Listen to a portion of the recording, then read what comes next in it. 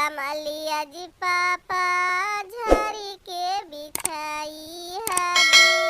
बैठतन सजना लोग बारात रे मन काली कमलिया गे बेटी झरी के बिछैली गे बैठतन सजना लोग बारात रे मन एक पाटी बैठ